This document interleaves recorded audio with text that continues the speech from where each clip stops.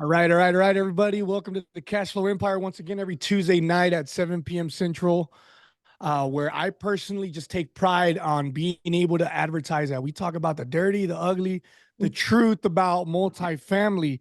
And tonight we actually have a very special guest, and I personally, she's one of my favorite individuals that I just love. I love her content on social media, just because there's a lot of fluff going around nowadays about real estate and multifamily. But Sandhya is one of my favorites because she talks about the true things that nobody likes to talk about. She talks about the true things that people don't bring up about multifamily, and that's actually why I'm excited for tonight because y'all are gonna learn.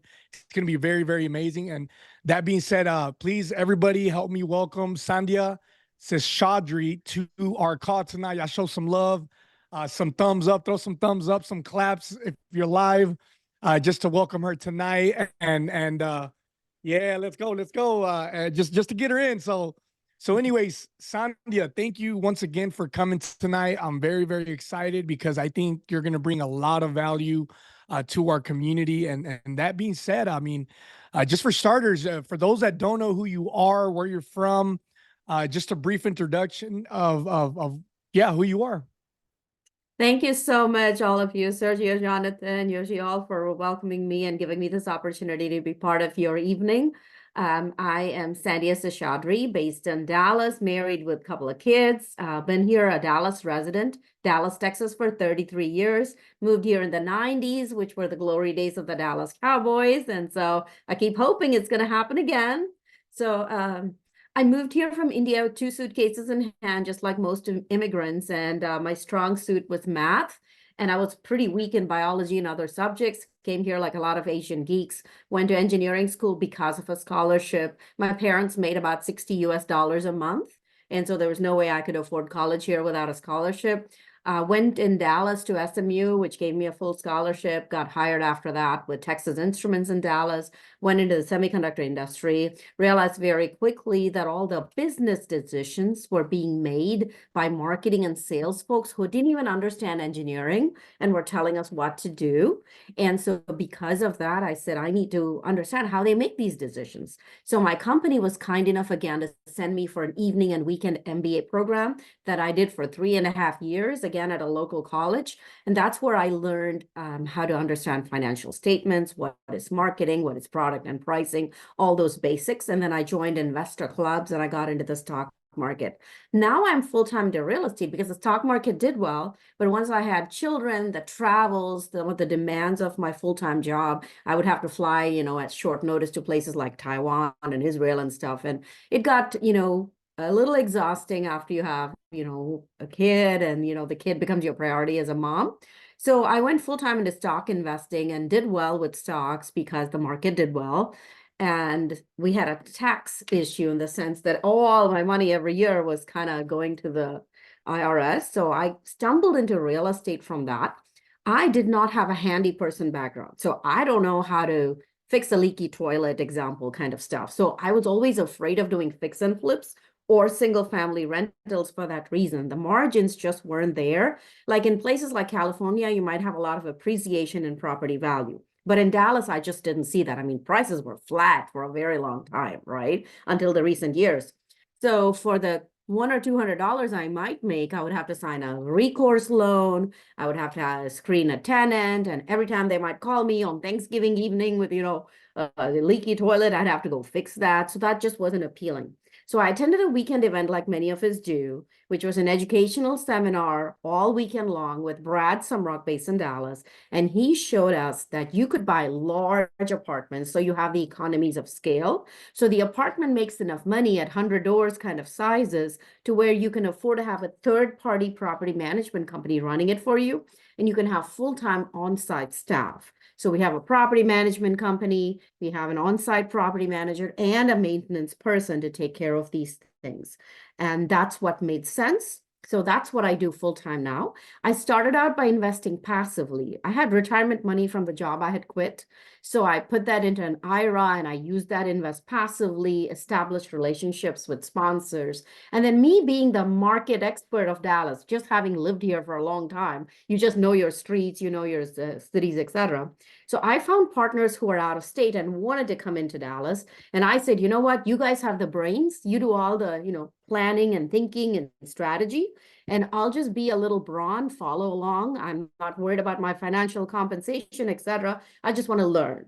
And that's how I got into my first syndication as a general partner. And lucky for us, we had the interest rates coming down, cap rate compression worked well. So that first deal was a home run. Like we tripled people's money in like 2 years, kind of crazy results, right? And so that's what led to the business going since then. So I have a lot of investors, repeat investors, people come back. I had the confidence. We went through COVID. My partners couldn't fly as much. I ended up meeting with vendors and learning the asset management side of the business hands-on as being the only person local to the property. And so that's sort of my secret sauce now. That's my strength, being the local expert. I definitely asset manage any deal where I'm a general partner. And I still occasionally invest as a limited partner. And so that's what I'm up to in Dallas. And I'll tell you the good, the bad, and the ugly of the business as I see it, as my experiences have been.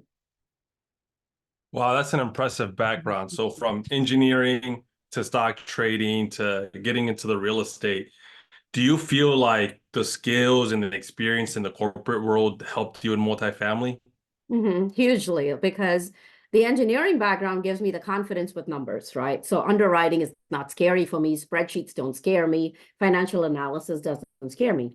But the other piece of engineering that I was doing was I was what's called a program manager or project manager, but at a higher level. Program director was my last role. So I had to manage teams across different countries and continents and work on a project. And so the basics of project management, again, you have to have that high level helicopter view of things so that you can be more strategic in your thinking. But if there's a problem, you have to come down to what we call the critical path, which means you got to figure out where the potholes are and figure out alternate routes. And so that's what really you do as an asset manager, as an underwriter, everything. You need to have that big picture. You can't be worried about the pennies just yet. You have to first tackle the big ones, right? So like your financing and lending can be a huge difference to your NOI every month, to your bottom line every month, net income every month, because just a 0.5% difference in your interest rate or slightly more in proceeds or the terms that you want, right? So that's some of the big pieces. The smaller pieces might be, oh, let me go ahead and add parking or a pet fee every month. And it slowly starts adding up across 100 or 200 doors. So you got to be able to do both. And that's where I see the skills coming into play is the multitasking, the high level thinking, strategic vision, but also getting down to the nitty gritty details when you have to. It's phenomenal. That's amazing. And just for the people, we do have a lot of first time individuals that come here to learn. A lot of people do just try to come here and just kind of like listen in, right? Be that fly on the wall, learn what's asset management, just to get into some detail, because I think a lot of people tend to hear and see all over social media closing day. They see closing day like, oh, we closed, and then it's kind of like more on to the next deal. They really don't have that much involvement, but you and I both know that there's way much more than that. I like to say it's just the beginning after you close a property. So can you talk about some of the things and why you just take a lot of pride and I see your posts all over everywhere. It's just taking pride after closing, like, okay, hey guys, this is just the beginning. Why is it so important that people understand that when you close a property, it's not the end of the world. It's not the end. It's just the beginning of something that tends to be a 3 to 5 year relationship with other individuals or more. It's just like how much emphasis is given to the dating period, planning a wedding, planning a honeymoon. The marriage is what really happens, right? That's the real reality of life. Once you get married, the happily ever after, the fairy tale ends. It doesn't. That's when it's the beginning of the next phase of your life. And I use that same analogy when it comes to closing a deal. Those 60 to 90 days are super hectic when you close. There's so much going on. There's so much effort goes into raising capital. That's like the fun part of being on stage. But what really keeps the show going is all of the hundreds of people on the backstage. It's like at the end of the movie, all the credits that come. Well, all of that has to keep working continuously for the show must go on. That's how you return money to investors. How do you take other people's money to buy 20, 30, 40, $50 million apartments? How do you execute that and return money to them so that they come back, right? You came back for Top Gun sequel, right, to Maverick, because Top Gun 1 was so good. What keeps you coming back? That's execution. Plans are great. It's lovely to build castles in the air, but you actually have to build a solid structure that stays put and it works. And so that's the importance of asset management. And actually, a lot of asset management, it starts at the beginning. You don't want to have somebody independent who underwrites it, throws it over the wall and says, here, go execute the strategy. It actually starts earlier in the underwriting phase itself. You want to make sure the asset manager, whoever is going to do the work for you, whether it's you or somebody else, is in tune with that underwriting. So if you say, oh, I'm going to go put stainless steel refrigerator and granite countertops, and this poor tenant who can barely afford this apartment is going to pay me $300 more for it. Let's be real. Do you remember your days of living in an apartment? I know I do. I lived in a C-class apartment, and boy, every $25 and $50 I had to pay extra really mattered to me. So make sure your plan is realistic, is achievable, is something somebody wants to pay for, and it's going to work. So asset management actually it's like a juggling act. Don't ever forget your three bosses. Your first boss is your lender. The lender owns 70% of the deal. So whatever they say is what you do. You obey. It's like the military. There is no negotiating. You do it. So your lender is going to come to you with some necessary repairs to be done, and you have to do them. You don't have a choice. And that repair could be, oh, fix this parking lot. And by the way, that's going to cost you $200,000. So your fancy plan might be, I'm going to spend $20,000 to make this interior gorgeous to get $200 in rent bump. And that may not even make sense, because what makes sense? Think of your ROI, return on investment, and your payback period. So if I'm only going to get $100, $200 rent bump, does it make sense for me to spend $10,000, $20,000 on an interior? This is not your forever home in which you and your family and generations are going to live here. This is a temporary apartment used by renters for a year or two. So don't go spending the big bucks. So your first thing is, what is your boss going to tell you? So do a thorough job of your due diligence. Work with somebody who's worked with that lender before. I know what Fannie Mae will look for, or Freddie Mac is going to look for, right? Because we do big agency deals, we do big loans like that. So what is going to be part of a lender required repairs? You need to have planned the budget for that. So that's one of the first things you do when you do your physical due diligence walkthrough. Just like you would do inspections for a single family home, these are big boys writing big checks to you for $20, $30 million. You're going to do what they say. The second boss you have is your city. So your code compliance department can shut you down. So you do whatever they say. And the code compliance department in here, in the city of Garland versus Hearst versus Cockrell Hill or Carrollton, are all very different, even though they are all little pockets of Dallas. So what's required in one city may be very different from another city. And they might just tell you, by the way, you need to put fire extinguisher in every unit. Times 200 units. Okay, that's a little bit of money. You need to stripe that parking lot a little bit better. I can't barely see those red lines. Okay, that's going to be a little bit of money. So these things add up. So you really need to have yourself and your property management company in good connection with that city and that code compliance department. That's your second boss. You do everything they say. There is no negotiating. They are your boss. Your third sort of boss is your insurance. Your insurance company is going to come in there and say, for me to insure you, you need to do all these things.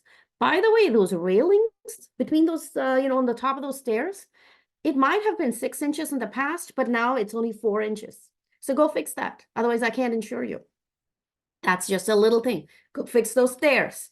Go fix that concrete, right? So whatever your insurance company is looking at it from a liability, tenant safety, et cetera standpoint, you'll have to go fix those things.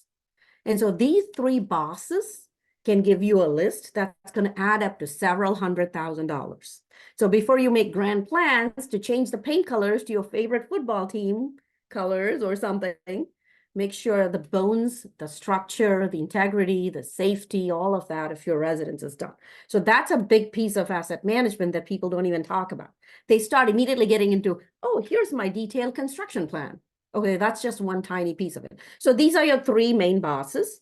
but you're also juggling your investors, meaning let's make sure whatever money we spend on, is going to give us a good return.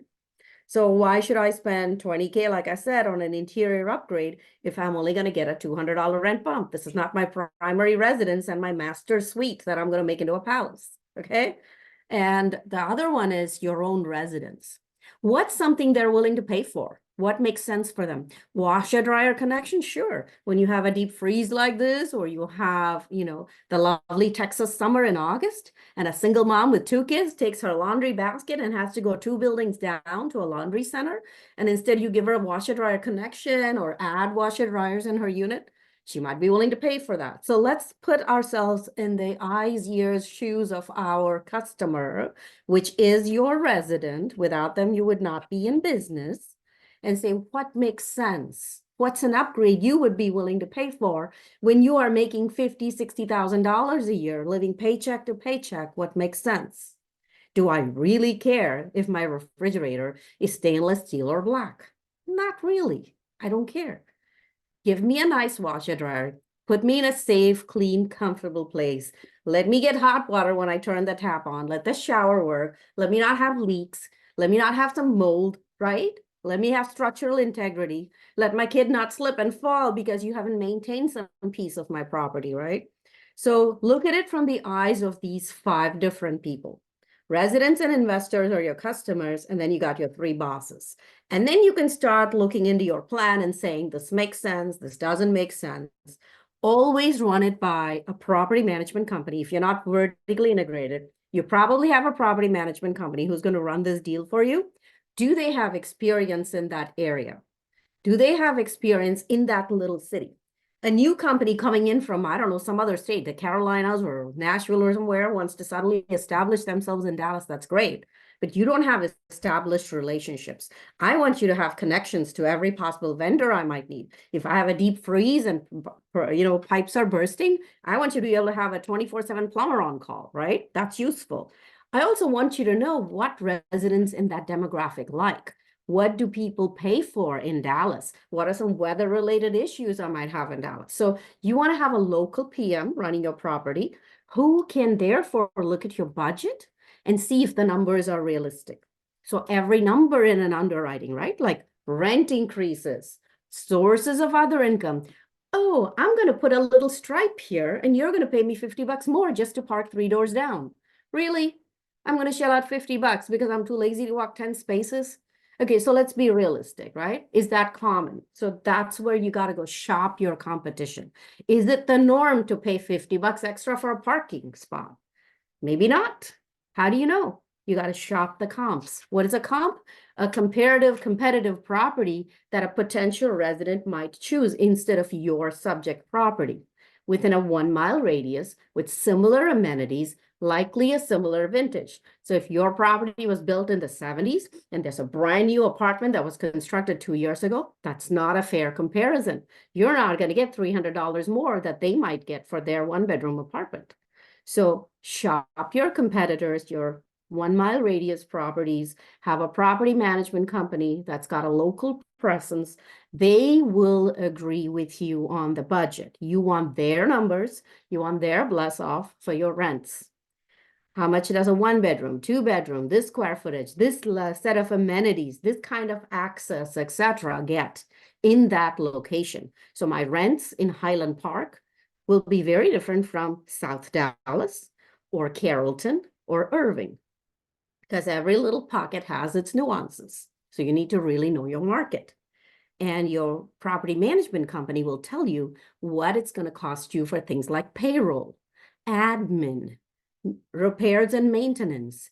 What are typical costs for contract services? And now that's where you have some wiggle room if you have a local presence like Jonathan and Sergio do. So you definitely want to be getting budget numbers as much as possible from neutral sources, not your own underwriting. Like, oh, I think I can get 100 more. I think I can get 200 more. I don't think so. I think you need a third party who's neutral, who's not interested in making the numbers work, and who'll just tell it to you as it is.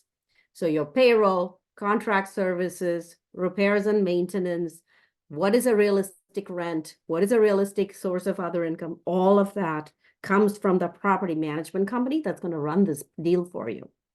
Your insurance comes from an insurance quote by a provider who has local presence, insuring properties in your state and in your local area. Your every term in your loan comes from a lender's term sheet. Do you have an official term sheet?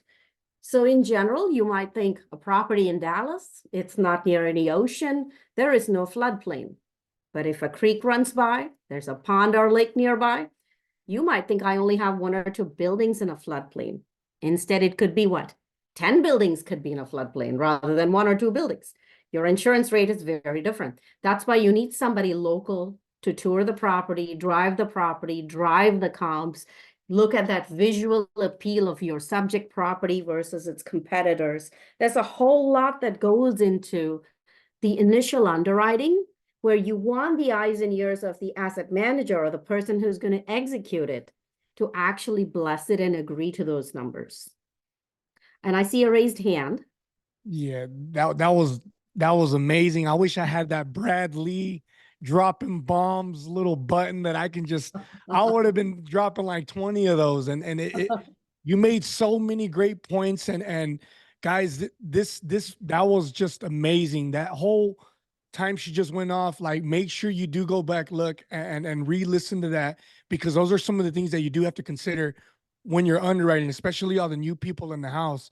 So make sure you go back and listen to that, because that was just awesome. And yeah, so Tiago does have a question. What is up, brother? You doing good? Hey everyone. Yeah, doing well here. I'm trying to digest so much information in a crash course right now. I know. You can watch it back and, slowly pause and take notes. That's the fun of video recordings. I think my kids learn better when they watch a recording because they can pause whenever they want, slow it down or speed it up to whatever they want to learn more of. That's like the basic Right. for Khan Academy. Yeah, no, I'm just saying so much value in a such short time. So it was great. But Sandhya, a question for you. Whenever you putting everything together as a prospect for the investment and you're analyzing numbers for a particular project or purchase, let's say if you have a 100 doors unit and you mentioned something about how do you budget for the CapEx, if things that, like as you said, you make the purchase, you don't want to make the investment in the interior, but first you want to look into the bonds and see if, how much money we're going to allocate. If the banks make a requirement, what is the rule of thumb for you that you say, hey, any purchase or any acquisition, we're going to have $1 million caps because we work with the agency and we know the agency normally make those regulations? It could be more than $1 million. I mean, I have $2, $3, $4 million CapEx plans. It completely depends on the deal, the level of rehab you have to do, how much deferred maintenance is needed, because some of them, that's where the value comes into play. You're getting a good bargain deal because the previous set of landlords have neglected it. So this is your opportunity. But first, you've got to fix the bones before you do the cosmetics. So some people just think of doing it as, lipstick on a pig. No, you got to go fix the interiors first, because if you have a foundation problem and you just painted the bricks, the cracks are going to show, when your foundation has issues. So that's why the physical inspection is so important.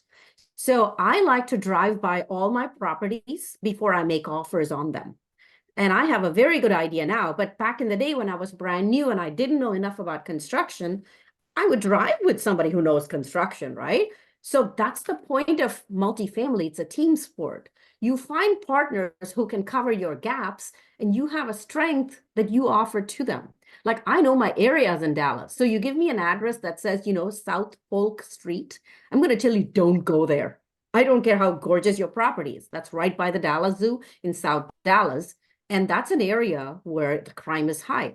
I don't like high crime areas. So each person has a strength to offer. So when you drive by the exteriors of a property, and ideally when it rains or something, you'll see if the gutters are proper, you'll see where the water clogs, etc. So these are all opportunities for you to study your property. So even before you make offers, you should have a very good idea what it is. But when you go on a tour with the broker, you make an appointment with the broker, you tour the property, take your trades with you, as I call it. If you're not an expert in foundation, take your trade with you, your contractor will with you. They'll be able to tell you, hey, this interior, you want to make it look like this interior? This is what it's going to cost you.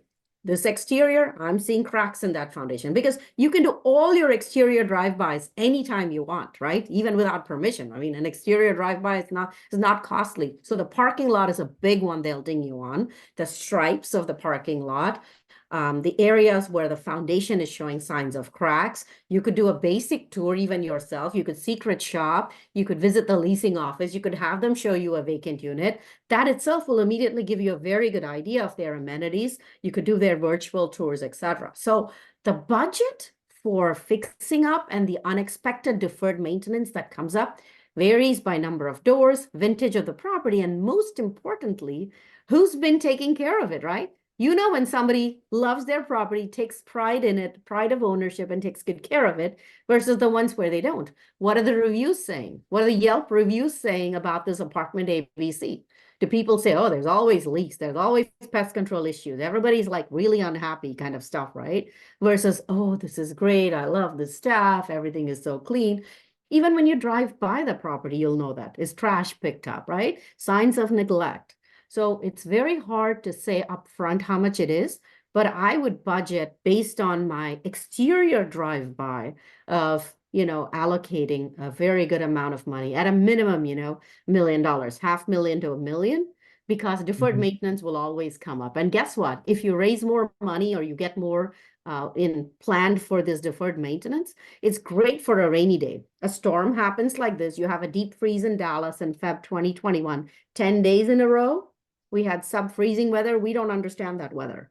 So we had burst pipes. So many people had down units, etc. That money is available. And if you don't use that money, if you don't need that money, hey, you can always use it for other things or save it as reserves or upgrade the property in other ways. But I say always the older your property, the more the money you're going to need for deferred maintenance issues.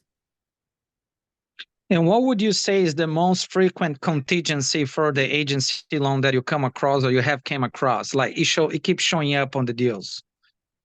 Parking lot repairs is a big one. Roof is a big one, depending on the type of roof you have. The shingles, you want to know the age of your roof, type of roof, how they weathered through a storm. You want to see if you can dig up any history on that. And then anything that affects the safety of your residents. So stairs, railings, things like that. You could just go do, again, a lot of that through the exteriors. You want to know how old the plumbing lines are on older and older properties. Electrical and plumbing will be two big ones. So stab lock panels, right? Those kind of things, you want to know those, because converting those will be big. So if you're planning, let's say, to take a property from chiller to HVAC, just updating those electrical panels is going to be a separate expense besides the cost of getting the ACs and, installing them and all of that. So you want to see the level of renovations you have to do and what the lender is going to be picky about on those things. Plumbing will be huge. You want to make sure the wiring is another up-to-date and code. So again, I'm talking more about the older properties. Obviously, with a newer property, they might be less of value add, but it might be more closer to being up to par on code. You might look at some storage units at a property and say, I'm going to make these into one-bedroom units or studio units and rent them out. Well, guess what? If they've been storage units or they've been a leasing office and nobody has actually lived there, then they will ask you to bring that entire building up to code by today's standards, which could involve, installing those showers, like you see in the hotel rooms and stuff, those sprinklers in the rooms, and bringing the entire building up to today's code, because this is the first time that you're converting a storage unit or a leasing office into a new unit. So you really want to be aware of those kind of things in your business plan and be ready to, shift gears if you had to and, change routes. But the older the property, the more the money you'll need for deferred maintenance, more than anything else. And remember, if you're a C-class property, your renters really don't want to pay a lot of extra rent. So be careful about your plans to do the value add play. And see if the subject properties rents should be far below market when you make offers. If they're already at the market rent, even if you make it look like a palace, there's a certain median income for that area. There's only so much that tenants can afford. So if your rent plus utilities and other charges add up to $1,500 per month for a resident, times 12, you're at $18,000. Times 3, you're at $54,000. So if the median income is only $40,000, your property is priced too high, you're going to end up having delinquency problems. So yeah, asset management, there's so many different aspects to it, but it starts with, well, big and it's half done. Buy a property at the right price with a reasonable business plan that can actually be executed, and half your problems are solved. But then have a plan for days, 30, 60, 90-day plan. You can't work on everything on day one. You're barely setting up your systems, your software, rent collections. Whenever possible, try to take over a property in the middle of the month. Why? Because rent collections at the beginning and end of the month are painful times. So you kind of want to avoid that. You want to get your team to have about a week to just settle in, get to know everybody, and get into the property. But yeah, have a 30, 60, 90-day plan. And your first 30 days, you're going to work on what? Lender required repairs, city code compliance to get a certificate of occupancy, anything else your insurance company wants, and immediate repairs. Because probably the last 2 or 3 weeks, when that seller knew they were going to sell the property to you, their maintenance kind of disappeared. They kind of, had those long lunches and didn't really show up. So there'll be a whole bunch of complaints or work orders that you'll be taking over. So resident satisfaction, showing them, hey, we're under new management, we're serious, we're here to take over, and starting on a right tone with them is going to be huge. Wow, that was a lot of great information. And before we start or continue unpacking a lot of the gems that you shared, I just want to call out the chat. We're seeing a lot of love. You guys, if you guys are hearing and receiving a lot of great information, just drop some fire emojis in there. But I have a quick question for you. So you can definitely hear all of the passion, all of the vast, number of years in your responses. Can you give us one example, one of the properties that you took over, and it just seemed like, there was, an issue after issue after issue, and then, how you kind of handle that? So there was a property I bought back in December 2020, and about a couple of months into it, I was in the leasing office. One of my partners were there. I had this interior designer lady who was going to help us redesign the interiors, pick out all the colors, as well as we were going to remodel the leasing office. And we were just waiting for the property manager to print out some maps and circle some units, etc. And we were about to step out of this leasing office into this hallway, and we heard a round of what sounded like gunshots. And because we forgot to get that, I went back to get it from her. And if we had stepped out there 10 seconds earlier, we'd have been in the line of fire. So me and my partners. So that was pretty scary. And you would think I was really in a horrible neighborhood, in a horrible property, right? But this property is 3 doors down from an elementary school, around the corner from a church. It's the only apartment building. And if you draw a circle around the property with the property in the middle, everything is a single family home. So it was a very well-chosen neighborhood. But that's what happened. So what I'm saying is you'll always have something happen. And so instead, I could have been terrified and I could have said, I'm never doing this business again. Or what I actually said was, it's a blessing. I'm saved. I'm alive for a reason. So there's things I need to go about doing and appreciate being alive. So that's one example. Another thing that happened was Atmos Energy decided to change the gas lines at the street level, something they hadn't done in about 24 years at that location. And so whenever they do that and they're ready to, turn it back on, you have to go pressure test all the buildings and make sure it passes everywhere. And of course, our lovely buildings, it completely failed at pressure testing. So did the single family homes near us. So did a lot of other buildings and the church and everything near us as well. So what we had to do with that was we had to get plumbers immediately. because our boiler needed the gas to be turned on to supply hot water to residents. And the inspector gave me until midnight that day and said, if you don't turn hot water by the midnight tonight, tomorrow I'm going to pull your certificate of occupancy and you're going to have to house all these residents in a hotel. So about 120 families to pay for a hotel stay. I'm going to go bankrupt. So we were very blessed that the property management company had good connections to reasonably priced plumbers who worked round the clock. The first thing was to get the boiler turned on. The stove also was gas.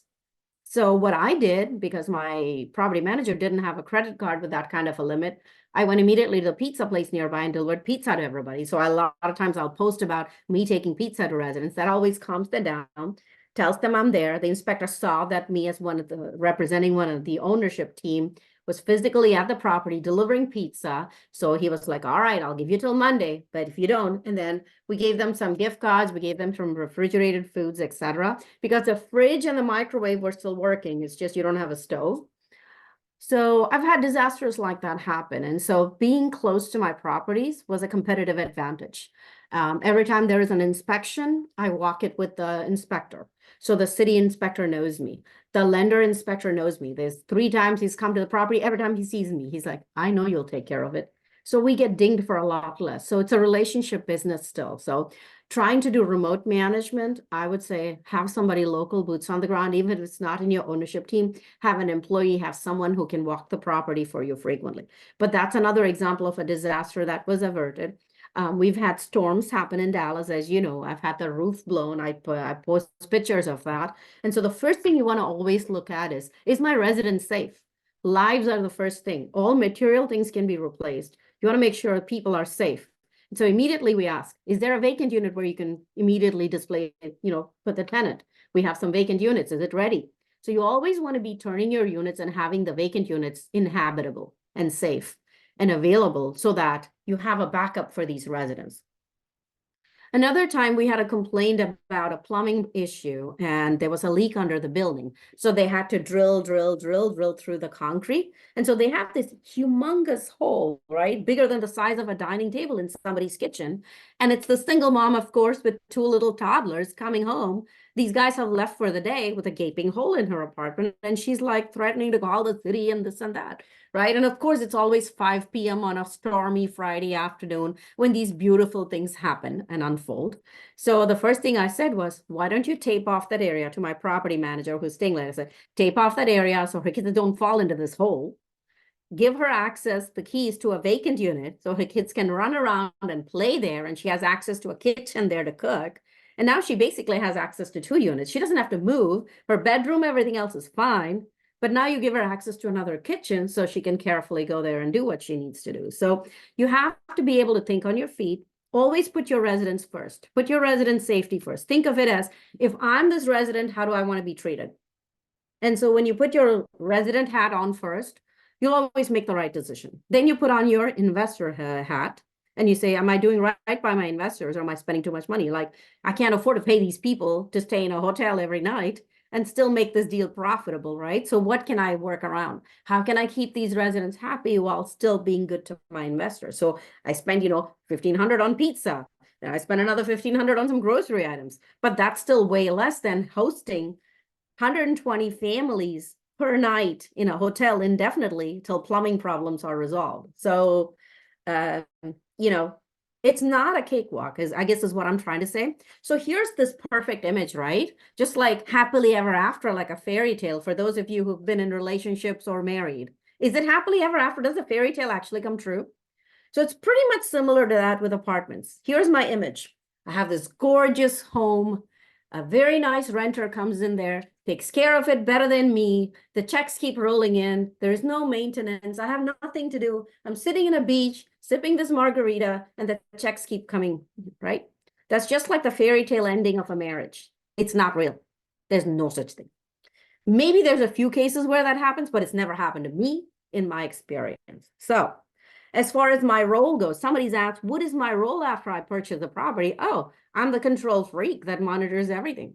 I show up to my property. I establish a strong connection with my on-site. So They feel comfortable talking to me about the real issues they're having. Like, why are you not able to rent these efficiencies?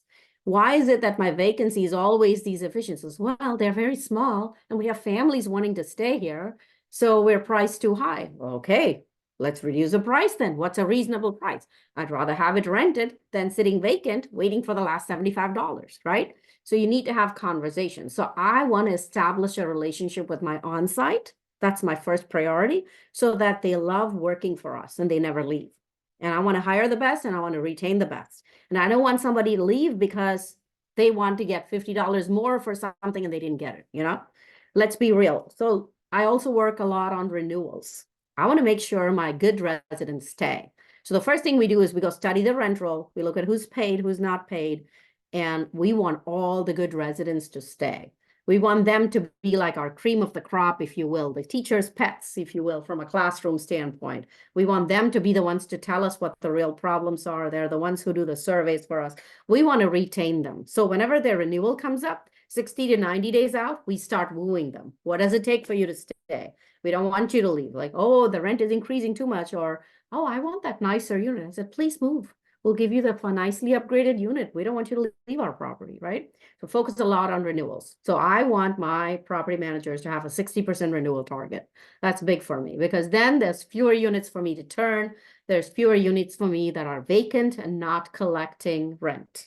That's very important to me. What else is my priority? Always, like I said, take care of the repairs by your bosses. Lender, code compliance, insurance, then tenant satisfaction. Everything else falls after that. Fill those vacant units, and your strategy is different when it's off-peak season versus peak season. And you want strong property managers, if it's a troubled property, at least for the first few weeks, who can handle the challenges associated with that property. You'll know that from a personality. So one of the things I always do is a couple of weeks into, taking over a property, I will do what is called secret shopping. So I'll call my own property and see how they answer. Are they enthusiastic? Are they excited? Do they seem like they love this property? Oh, this is a great property. You should come. Are they trying to lure me to come inside in person and visit the property and tour it? And one of the things I discovered in a recent post I made on social media as well is this lady. I had two guys on my property. I had a property manager and leasing manager, both as guys. And there was this lady who answered the phone. She sounded tired. She sounded sleepy. I'm like, what the heck is going on? Who's this person? And so I just showed up to my property and discovered she's temp. They promoted my leasing manager to be PM somewhere else. And this temp lady had no clue, had no prior experience managing a property. She was hoping to get, employed as permanent. I'm like, she's too sleepy. She can't be my leasing manager. She has no enthusiasm. She has no energy. And so on the spot, I said, I'd rather have my office closed than have somebody who's so sleepy to be answering the phone. This is not going to work. We need to lease these 5 units before Thanksgiving. So this was like end of October. And I'm like, we have a priority here. I want all my units filled before the holidays come because nobody's going to move those last 6 weeks of the year. And these units are going to sit vacant. I have a priority. This personality is not going to work. So there's a ton of stuff that I do, but basically I'm in charge of everything. It's just like running a household and knowing your budget and keep monitoring different things. What a great conversation. And I think, guys, this is why we do what we do on this podcast and bring people like Sandhya, because, I think a lot of you guys are probably overwhelmed right now. You're probably like, holy shit, this is a lot. This is too much. The comment itself says, sounds like major maintenance headaches. And I mean, it just goes to show you that, this game it ain't easy. They talk about the big bucks, millions and millions of dollars of taking down all these 13, 15, $30 million assets, the payoff and all that. But I mean, it's not as easy, and it's not just closing and you throw it away and that's it, on to the next one. Like, you'll get sued by investors. You'll get sued by residents if you neglect the property.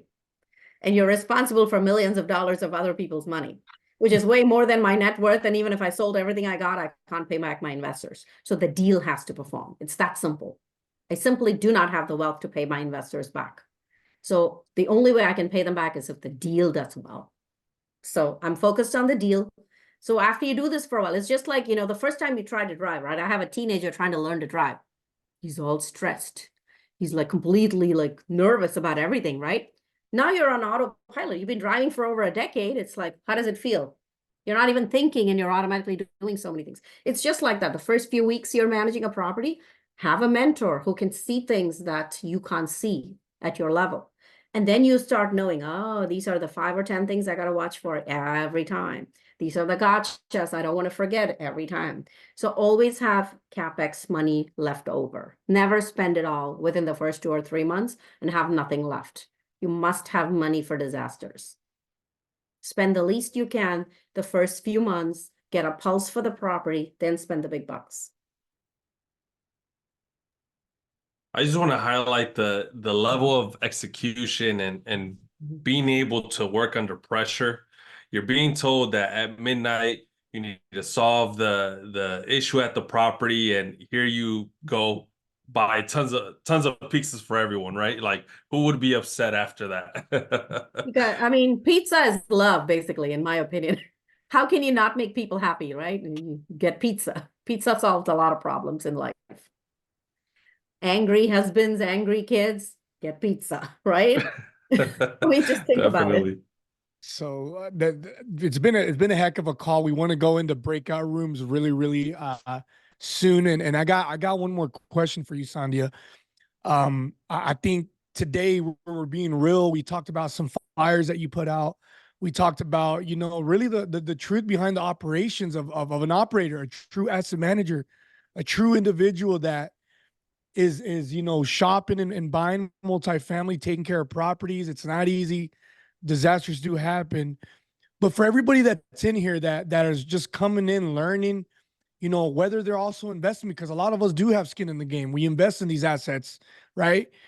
What are some things that you give them some advice on to look after? I mean, one of the things I personally look at is who's going to be on site, who's, especially if I'm out of state. If I'm investing in DFW, one of the best markets in the world, you know, who's going to be there? What questions do you ask for people that are out of state?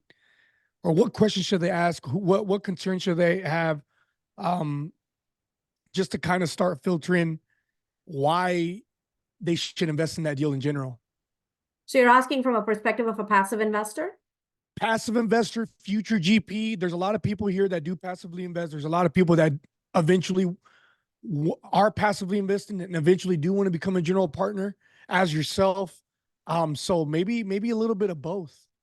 Start investing passively only in a market you're interested in doing your own deals, if that's your goal. If your goal is, I want to be a GP in a year or two, invest passively in that market, because there's so much you can do without taking on the risk. It's just like, I want to go be a pilot one day. Well, at least be a passenger in a plane, know what it's like to go through some turbulence, right? And then be a co-pilot, and then you can be a pilot. So same analogy, be a passive investor, but be like, if you're passively investing with Sergio and Jonathan, right? In a deal in Dallas, and you want to buy deals in Dallas, ask them, hey, are you going to the property anytime? Are you doing any inspection? Is there anything you can show me? And go learn from them. So if your weakness is construction, go with them when they do their projects and say, hey, can I be your eyes and ears for you? Can I learn from you? When you get those monthly financials, read through those carefully. What are 5 questions you should be asking? What are some KPIs you should be monitoring? Ask them, hey, your occupancy went low. What happened? What are you doing about it? Okay, now you learned a strategy.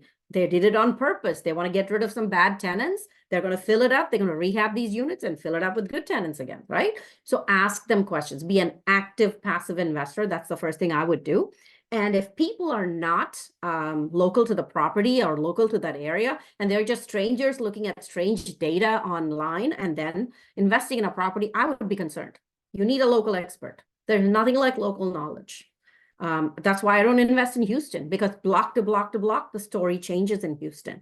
You need a local who really knows that area. Within a 1-mile radius, you can have all kinds of drug-infested, apartments, and you can have $1 million homes. So you must go with a local who knows the area, or somebody in the team who knows the area. They may not be living there right now, but they should have lived in that area and know that area well. And they should have somebody they can employ or pay a college kid, somebody to have frequent eyes and ears on the property. Did that answer the question? And I see yes, it does. Yes, it does. Phenomenal. And just to continue to vet your individuals. I mean, you want people like Sandhya that are going to be at your property. You want to partner with people like her. So and y'all, right? And I have a checklist to vet a sponsorship team if you're going to raise capital for a team or if you're going to be a passive investor for a team. And that checklist can be found on my website, for which the link is already in the chat box. But I run a background check. If you're going to put $50,000 as an investor, spend the $40-50 to run a background check on them. Make sure it's clean. Make sure there's no cases of fraud. Join groups of passive investors. We tell each other what happens. We know the good, the bad, and the ugly. Just because somebody's perfect on social media, it's far from it. In fact, I worry when they market too much on social media and everything is a perfect little story of private planes and, sitting on the beach sipping those cocktails, So that's not reality. The reality is, oh my God, the inspector is yelling at me and I'm going to be in trouble tonight kind of thing. And there's more questions. You know how to contact me. You've got my links. Sounds like they want to go into breakout rooms. We can do me and Tiago both for sure. Yeah, we can do. We just want to respect your time. But if you got time, let us know. If you got a hard cut off. Good. All right. Well, let's go with the questions. I'm good because my kiddo was off of school today. So we've essentially had a 4-day weekend. I've had my family time. I typically don't do evening meetups for that reason, but we've been home for 4 days. I've had all my fill of family time. I planned for this evening to be this kind of stuff. And so, teens kind of like their own gadgets and to be left alone. So I get that. Let's go with the questions and let's keep the show going. And we still got a full house in here. So okay, that means this call's on fire. Let's go. Yeah, so Sandhya, you were talking about proper management, and we see, proper management. It's a huge deal after the three factors for the acquisition of the asset. What would be your experience with the proper management here in Texas that you could say, hey, I worked with these companies, they're good reference, and I worked with this company, not good reference, so we don't fall into this pitfall? So I ask other syndicators, if I'm new to an area and I'm looking for a property management company, I want a syndicator who is just as picky as me to give me a reference. It's just like going to a restaurant or a movie, right? If they have similar taste as you and they recommend a restaurant, okay, that's more likely you'll also like that restaurant. So same way, the best reference for me is if people like Jonathan and Sergio say this property management company is amazing, that's a big plus for me. Then I have my interview list of questions, but ultimately, no matter how great their systems and processes and everything are, your on-site can make or break your deal. Your on-site's enthusiasm, the way they market your property, their commitment to your property. So that's why you have to frequently check on them. So employees being empowered and happy and feeling like they're well paid, they're your best. Would you be able to share one or two names of insurance companies here in the DFW? Good property management companies? Yeah. I've been happy with Fairmont. I have in the past used Weiner and they went out of business, right? And they've come back since then, and Ryan Weiner now has come back because when it went down, he was not in charge. He had moved away, and he's really smart. And I'm hearing very good things about the company he has started, which is called Compass. So I would still interview them, etc. I don't personally use them, but there are some people I respect who have been really happy with Compass. So if you want two names of companies, those two would be it. But your on-site and your maintenance guys are going to make or break your deal. And Jimmy had a question, so I'm going to go to Jimmy next if you still have that question. Hi, Sandhya. Thanks for sharing a lot of bombs tonight. I think a lot of people are just getting a lot of values out of this, so thank you. My question is, so you were mentioning earlier doing asset management as a GP, you want to be local to your property. Now, how about people? Have you ever asset managed any properties outside of your local areas, out of state, for example? Or what about people that is living outside of states? Should if they want to be doing asset management, what was the steps to do that? They can, and I have several partners who are out of state who do a fantastic job of asset management. And the way it is you still want to have one partner in your team who's local, who can be your eyes and ears. But another thing you can do is make sure you always have cameras at your property. So you have an app on your phone. Right now, if I click my app, I know exactly what's happening in the perimeter in my parking lots of all my properties. And so that's remote management. That's very important. You want to have the same set of KPIs, etc. And you want to be able to log into the system of your PM to be able to look up stuff. So today in the call, if they said, oh, we only have 2 vacant units, but you look up ResMin or wherever the system is and you find out that there's 10 units vacant. Okay, things don't match. You also want to have the flexibility. Like, let's say you have a full-time job W-2 somewhere in the Bay Area, high tech as an example, and you're spending 50, 60 hours on that W-2, you don't have the flexibility to just hop on a plane and fly and check on your property. So it's more of, are they full-time real estate investors? Are they available to check on your property frequently enough? Because I'll tell you what, every property that's done badly that I know of has one thing in common. There's a lot of other issues, right? There could be rate caps and blah, blah, blah. But one thing is, nobody's close to the asset and paying attention to the physical asset itself. And once your on-site gets wind of that, just think about it. If you're sitting out here in Dallas and your boss is out in the Bay Area and nobody checks on you, are you going to sleep in a little more? Are you going to, kind of, cheat a little bit, etc., right? It's the same concept. If they know that nobody's ever checking on the property, they might be, leasing a few units for 3 or 4 days as their own little private Airbnb, and you're never going to find out. So how frequently are you walking the vacant units, right? So you want those on-site folks to know that you might have surprise visits. Find a poor college kid, find somebody who's a PM somewhere else, pay them a nice 20, 25 an hour, make them your eyes and ears, and let them FaceTime you.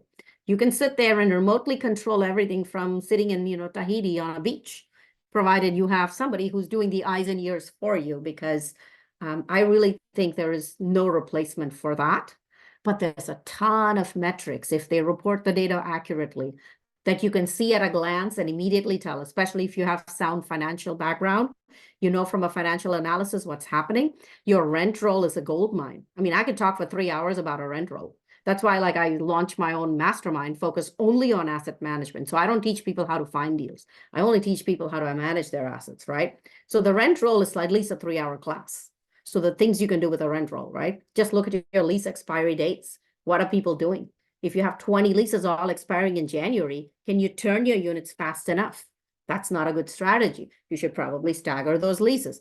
All of this can be done remotely. One of my partners is actually a couple who live in Dubai.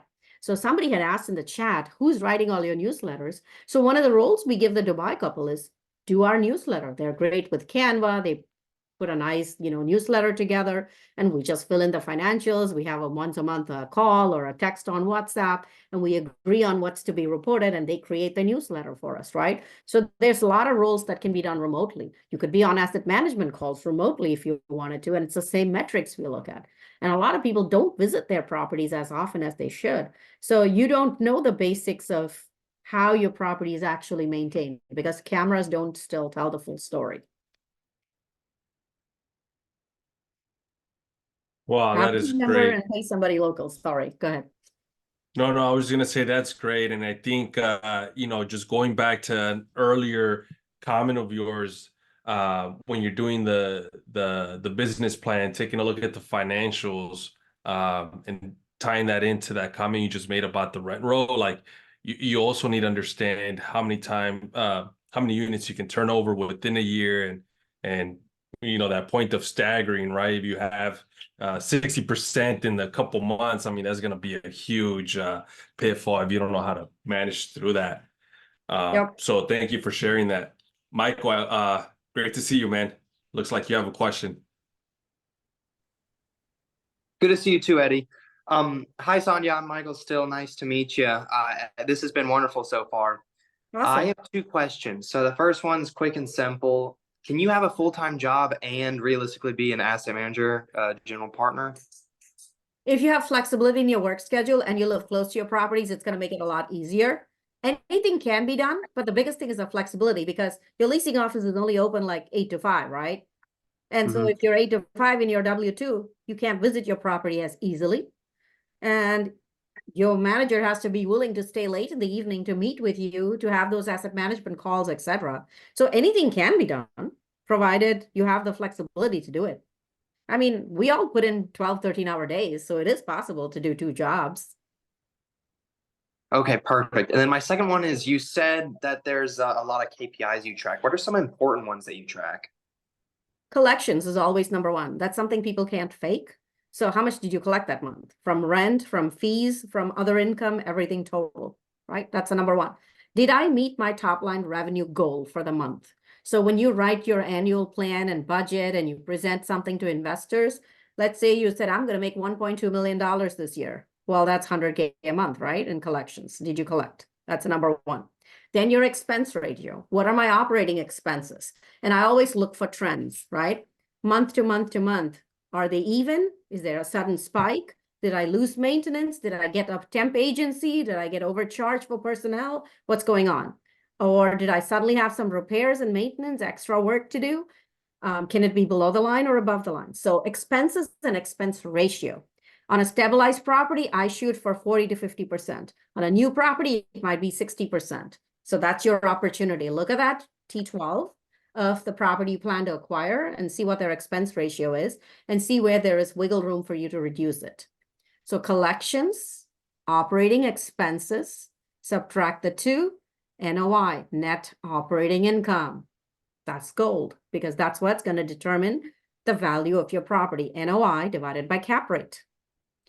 That's the number that they use, your lender uses to look at what's called DSCR, debt service coverage ratio.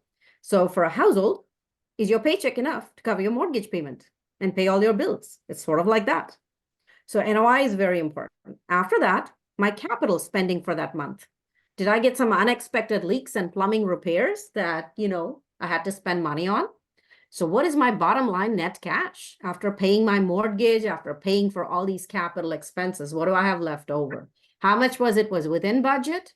How much was it beyond my budget? So that's where you want to look at a variance report.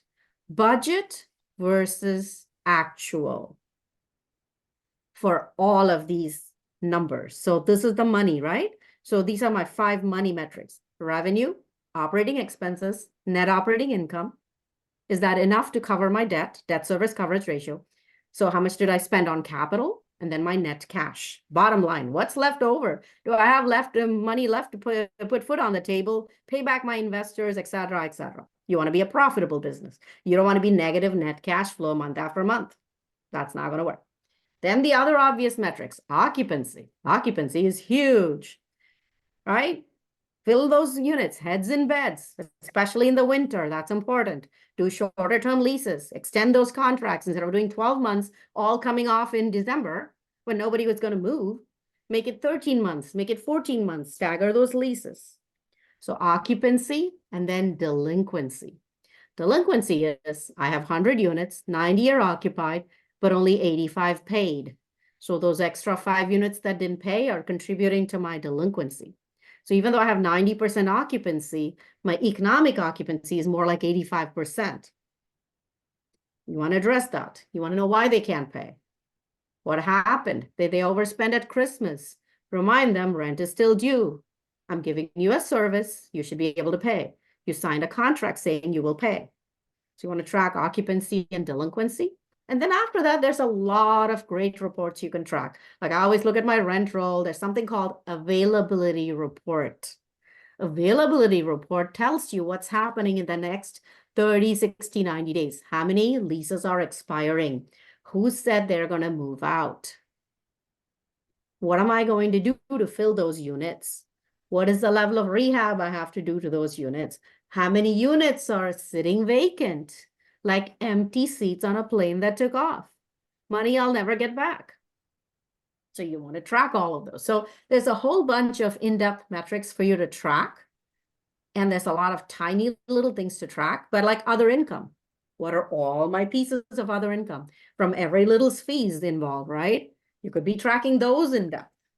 But at a high level, your 5 basic numbers and then your occupancy and delinquency would be the biggest things I would track. Okay, that's amazing. Thank you. You're welcome.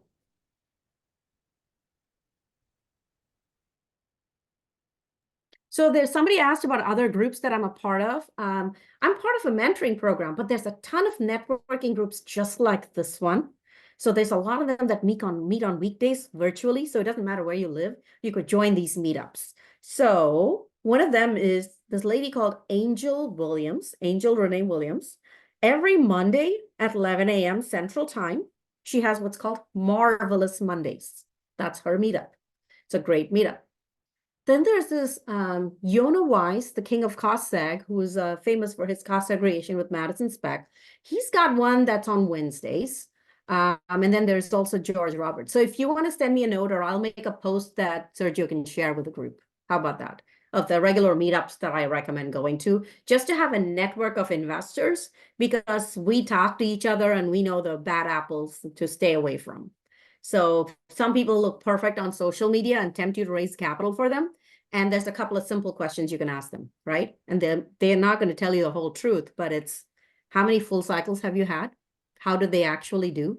And can a passive investor who invested in that deal corroborate your story? Like, I'm going to tell you, I tripled my investors' money in 27 months. Who's going to believe that?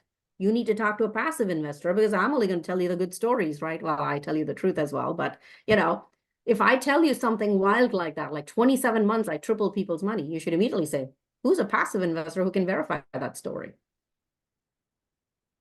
It's true, by the Absolutely way. phenomenal. Phenomenal. Who enjoyed this call tonight? Everybody enjoy it? Pretty good, huh? I was even like, holy crap, I'm zoning in. I'm like, okay, I'm getting some things. I'm like, I know what I'm gonna do tomorrow morning. I do have a drive to our property, so I will be there tomorrow. And just amazing. This is what I love about this, and everybody's just putting these fires. That being said, we're gonna wrap up the recording and the call. So, Sandhya, thank you so much for coming out and just showing our community some love. I think everybody enjoyed it all the way to the end. So once again, thank you so much. And if there was a piece of advice or quote that's your favorite in life or in business, I would love to hear that before we wrap up the call and the recording. Never surrender. There's always a path. There's always hope. There's always creative ways. You could spend the next 2 weeks just spending all day with a lender, and you'll find creative ways to solve your problem, especially if you have a floating rate bridge loan kind of stuff and you think there is no end in sight. There's always a way. There's always a way. Believe. Mindset is huge. Never give up. Never surrender.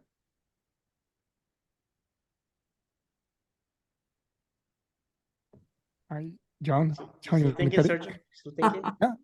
No, I thought you were going to stop the recording. We'll cut that end out. Okay. Good. Awesome.